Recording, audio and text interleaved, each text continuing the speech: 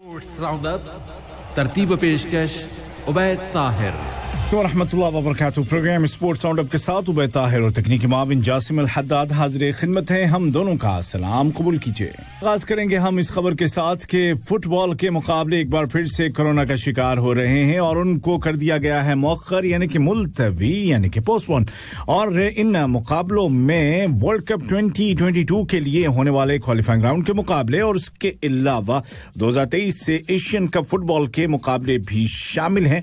और ये कहा गया है एशिया के फुटबॉल इत्तेहाद की जानिब से कि सेकंड राउंड के जितने भी मैचेस बाकी हैं उनमें से अक्सर को मुलतवी किया जा रहा है जून तक। और उसकी वजह यही है कि कोरोना वायरस कई जगहों पर एक बार फिर से सामने आ रहा है और उसकी वजह से सफर की पाबंदियां और दीगर पाबंदियां देखी जा रही हैं। अलबत्ता इत्तेहाद ने यानी कि फुटबॉल फेडरेशन ने यह भी वाज़ेह किया कि 4 मैचेस तो अपने वक्त मुकर्रर पर होंगे और उन्हीं मकामात पर उन्हीं जगहों पर खेले जाएंगे जिनका ऐलान किया गया है। और ये वो मुकाबले हैं जो 25 और 30 मार्च को खेले जाएंगे, जबकि बाकी जो 6 मुकाबले हैं या बाकी जो मुकाबले हैं वो एक ही जगह पर खेले जाएंगे और 31 मई से लेकर के 15 जून के दरमियान ये तमाम मुकाबले होंगे। एशियन फुटबॉल एसोसिएशन का कहना यह था कि उनके पेश नजर तमाम खिलाड़ियों और उनके स्टाफ की सलामती और सेहत सबसे ज्यादा अहम है। चलो के पहले प्रोग्राम के मुताबिक सेकंड राउंड के एशियन क्वालिफायर्स 2022 के लिए जिसमें के 40 मुख्तलिफ एशियाई टीमें शामिल थीं और 8 ग्रुप थे, इनके ये तमाम मुकाबले होने थे इसी मार्च के महीने में। और ये दरअसल गुज़िश्ता साल से पोस्टपोन होते चले आ रहे हैं, लेकिन अब मजीद थोड़ा सा मार्च से जून तक और बढ़ा दिया गया है ताकि हर तरह से इत्मीनान कर लिया जाए। और यहाँ पर ये बात भी याद रखिएगा कि वर्ल्ड कप में एशिया से 4 टीमें शरीक होंगी वर्ल्ड कप फुटबॉल 2022 में। उसके अलावा 5वीं टीम यहाँ कतर की होगी जो कि एशियन चैंप भी है और मेजबान मुल्क भी है। तो इस एतबार से 5 टीमें होंगी इस बरे-आज़म एशिया से 2022 के वर्ल्ड कप में। के वर्ल्ड कप में जो रेफरीज होंगे ऑन फील्ड उनमें खवातीन भी होंगी और फीफा के सदर जियानी इन्फेंटिनो ने इस बात को पक्का कंफर्म कर दिया है कि 2022 के फुटबॉल वर्ल्ड कप में रेफरीज की शक्ल में आपको खवातीन भी नजर आएंगी। वैसे तो अभी हाल ही में जो यहाँ पर फीफा क्लब वर्ल्ड चैंपियनशिप हुई थी इसमें भी खवातीन रेफरीज थी, लेकिन वो जो साइड रेफरीज हैं उनमें शामिल थी। लेकिन 2022 में शायद जो मेन रेफरी है वो आपको एक खातून अगर नजर आए तो ताज्जुब मत कीजिएगा।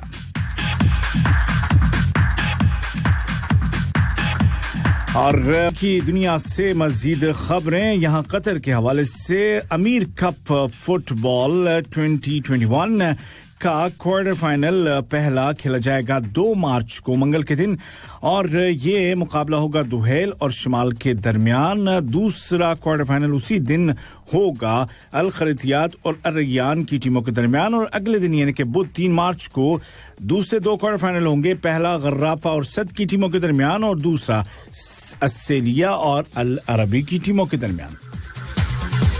कतर ही में फुटबॉल और इस बार बात होगी कतर कप की और कतर कप का फाइनल आ चुका है करीब।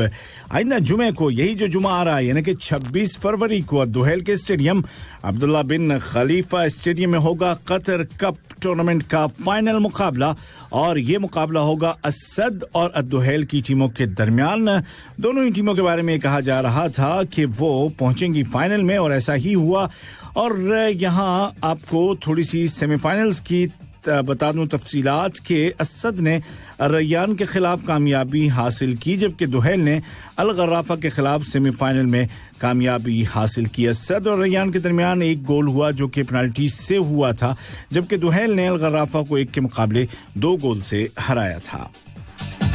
बाद के जिसमें असद की टीम ने हराया रैयान की टीम को। रैयान के खिलाफ कुछ बयानात दे दिए अकरम अफीफ ने जो कि असद के खिलाड़ी हैं और वैसे कौमी टीम के भी हीरो हैं, जबरदस्त खिलाड़ी हैं, लेकिन होता यूं है कि जैसे मैदान पर बॉल का पीछा करते हैं आपके पांव, वैसे ही मैदान के बाहर आपको अपनी ज़बान पर कंट्रोल रखना होता है, वरना बहुत सारे ऐसे कवानीन हैं कि जिनकी जद में आप आ सकते हैं। और अकरम अफीफ आ गए हैं जद में, क्योंकि उन्होंने इस मैच के बाद जो मीडिया से बात करते हुए कहा कि हम 11.5 प्लेयर्स से खेल रहे थे। उनका इशारा था रेफरी की जानिब और वो रेफरी से नाराज नजर आ रहे थे, लेकिन उनका ये स्टेटमेंट उनके लिए बिजली बन के गिरा है, क्योंकि अब उनके खिलाफ कार्रवाई की गई है और 2 मैचेस के लिए उन पर पाबंदी लगा दी गई है और उनमें एक मैच वही होगा जो कि फाइनल है। और कतर कप का फाइनल अकरम अफीफ नहीं खेल पाएंगे, जिसका नुकसान उनकी टीम को भी हो सकता है, क्योंकि बहुत ही अहम किरदार अदा करते हैं ये टीम में। उसके अलावा 30,000 रियाल का फाइन भी उन पर आयद किया गया है। में एक और बैनुल अक़वामी टूर्नामेंट हो रहा है और ये है दोहा इंटरनेशनल कप, जो कि है बीच वॉलीबॉल टूर्नामेंट। और इसका भी अब कल से शुरुआत इसकी भी हो रही है और आइंदा जुमे तक ये टूर्नामेंट जारी रहेगा। और इस टूर्नामेंट में मुख्तलिफ मुल्कों की टीमें यहाँ शरीक हो रही हैं, जिनमें के रूस से 3 टीमें शरीक हो रही हैं। आप जानते हैं कि बीच बॉल में 2 खिलाड़ियों पर मुश्तमिल टीम होती है, तो रूस की 3 टीमें हैं और ओमान, तुर्किया, वेनेजुएला और पोलैंड की 2-2 टीमें शरीक हो रही हैं, जबकि मिस्र, Brazil, Canada, Gambia, Lebanon, Morocco, Tunis, America और स्विट्जरलैंड की एक टीम शरीक हो रही है। यानी कि कुल मिलाकर के 26 टीमें हैं और 15 मुल्क शरीक हैं। बीच वॉलीबॉल टूर्नामेंट हो रहा है अल गर्राफा स्टेडियम में आप जा सकते हैं और एंजॉय कर सकते हैं इन मुकाबलों को शाम के टाइम। एक और टूर्नामेंट ये भी वॉलीबॉल का है, लेकिन ये बीच वॉलीबॉल नहीं बल्कि नॉर्मल वॉलीबॉल, और ये है कतर कप, जिसका फाइनल खेला जा चुका और पहली बार अल अहली की टीम बनी है चैंपियन 2021 सीजन की। और फाइनल में उसके सामने थी अशुरता की टीम, जिसको उसने 1 के मुकाबले 3 गेम्स से हरा दिया। और इस मैच को देखने के लिए अफसोस की बात यह है कि शायकीन को स्टेडियम में दाखिले की इजाजत नहीं थी। चलते हैं ऑस्ट्रेलिया, बात करेंगे अब हम ऑस्ट्रेलियन ओपन की, जहां पर के तमाम मैचेस हो चुके हैं मुकम्मल और मर्दों के सिंगल जुमरे के फाते बने हैं एक बार फिर से तवक्कुआत के मुताबिक सर्बिया के नोवाक जोकोविच, जिन्होंने के फाइनल मैच में रूस के मेदवेदेव को शिकस्त दी सीधे सेटों में। पहला सेट उन्होंने 7-5 से टाई ब्रेकर से जीता, दूसरे में 6-2 और तीसरे में भी 6-2 से कामयाबी हासिल की। ये ओवरऑल उनका 9वां ग्रैंड स्लैम है ऑस्ट्रेलियन ओपन में।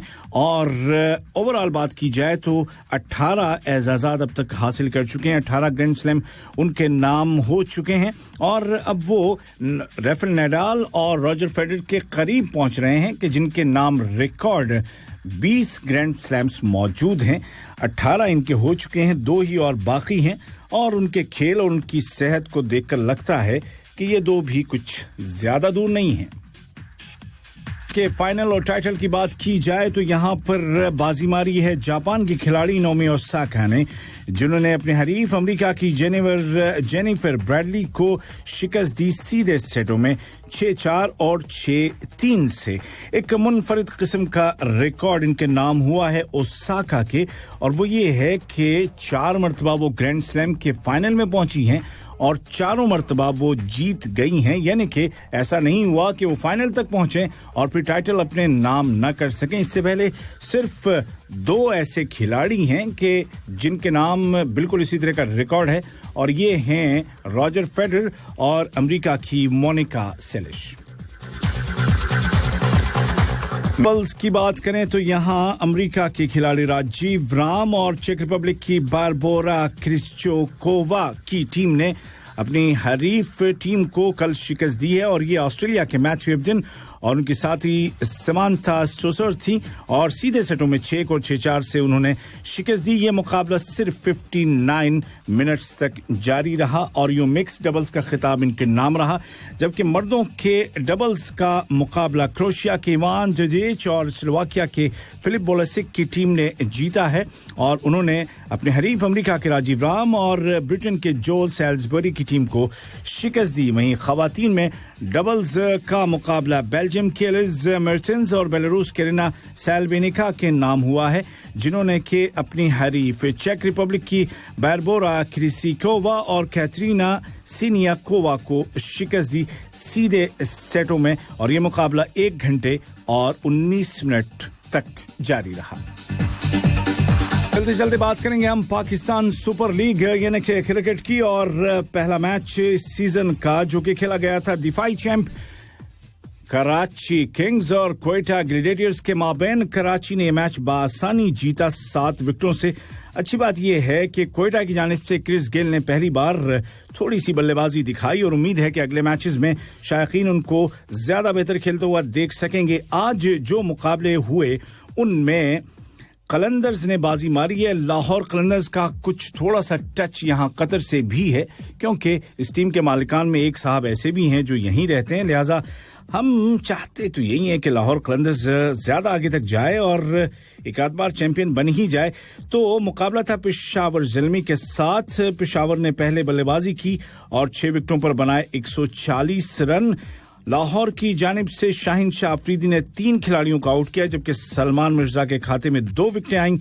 और उसके बाद लाहौर कलंदर्स ने जो बल्लेबाजी की है तो उसमें चमके हैं एक तो वेटरन मोहम्मद हफीज जो कि 33 पर रहे नॉट आउट। डंक ने डंक मारा 14 बालों में 22 रनों का, जो कि महंगा पड़ा पेशावर ज़ल्मी को। लेकिन सबसे ज्यादा चमके इस मैच में राशिद खान, जो कि पहली बार पीएसएल में नुमाइंदगी कर रहे हैं। और राशिद खान आप जानते हैं कि बैनुल अक़वामी खिलाड़ी हैं, T20 के माहिर हैं, बेहतरीन स्पिनर हैं और शानदार पिंच हिटर हैं, जिन्होंने 15 बॉलों पर 27 रन नॉट आउट बनाए और अपनी टीम को 19वें ओवर में मोहम्मद हफीज के साथ मिलकर के फतह से हमकिनार किया।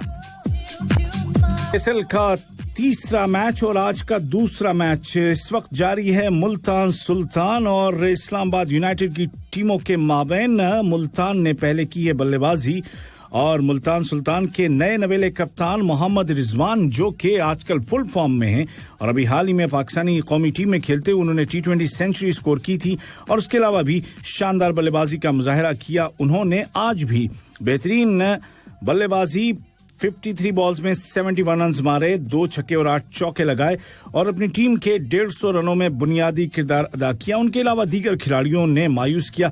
रेली रोसो ने 25 रन बनाए, जेम्स ने बनाए 16 रन, लेकिन और खिलाड़ियों में ब्रैथवेट ने आखिर में कीमती 22 रनों का जरूर इजाफा किया, लेकिन क्रिस लिन सिर्फ 1 रन बनाकर आउट हुए। 2 रन बनाकर सुहेब मकसूद चलते बने, जो कि मेरा ख्याल है कि मुल्तान ही के हैं। खुशदिल शाह 7 रन बनाकर आउट हुए, हालांकि अपनी जबरदस्त हिटिंग के लिए मारूफ हैं, लेकिन अब तक कोई बड़ी पारी नहीं खेल सके। और आफरीदी साहब यानी कि शाहिद आफरीदी बिना खाता खोले पहली ही बॉल पर मोहम्मद वसीम की बॉल पर शादाब खान के हाथों कैच आउट हो गए। इस तरह से 150 रन बने मुल्तान सुल्तान के, जिसके जवाब में इस्लामाबाद यूनाइटेड की टीम मौजूद है क्रीज पर और फिलहाल 52 बॉल्स में जीतने के लिए उन्हें चाहिए 76 run. Phil Salt opener wicketkeeper बल्लेबाज 13 रन बनाकर आउट हो चुके हैं। एलेक्स हेल्स एक और विकेटकीपर बल्लेबाज 29 रन बनाकर वो भी चलते बने। शादाब खान इस्लामाबाद यूनाइटेड के कप्तान 5 रन बनाकर आउट हो चुके हैं। हुसैन तलत एक और जबरदस्त हिटर 10 रन बनाकर आउट हो चुके हैं। आसिफ अली के भी छक्के बड़े मशहूर, लेकिन अब तक कोई बड़ी पारी नहीं खेल सके, वो भी 9 रन बनाकर आज भी आउट हो गए। इफ्तिखार अहमद बदकिस्मती से हुए रन आउट किया उन्हें शाहिद आफरीदी ने और लिविस ग्रेगरी और फहीम अशरफ क्रीज पर मौजूद हैं, लेकिन हुनूज दिल्ली दूरस्त। कोई भी बता दूं कि T20 वर्ल्ड कप जो कि होना है भारत में, लेकिन अभी तक पाकिस्तानी खिलाड़ियों को वीजे की यकीन दहानी नहीं कराई गई है, जिसके बाद एक कहिए कि खदशात कुछ सर उभार रहे हैं कि क्या होगा। पीसीबी के चेयरमैन एहसान मानी साहब ने कहा है कि T20 वर्ल्ड कप अगर रिटन एश्योरेंस नहीं दी जाती वीजे के हवाले से पाकिस्तानी खिलाड़ियों को और पीसीबी को, तो फिर T20 वर्ल्ड कप को भारत से कहीं और शिफ्ट किया जाना चाहिए। इसी के साथ स्पोर्ट्स राउंड अप से अपने मेजबान उबैद ताहिर और तकनीकी माविन जासिम अल हद्दाद को दीजिए इजाजत। अपना रखिएगा बहुत सा ख्याल। आजकल के माहौल में एक्सरसाइज करते रहना बहुत ही जरूरी है, क्योंकि आप फिट रहेंगे तो ही हिट रहेंगे। अल्लाह हाफिज।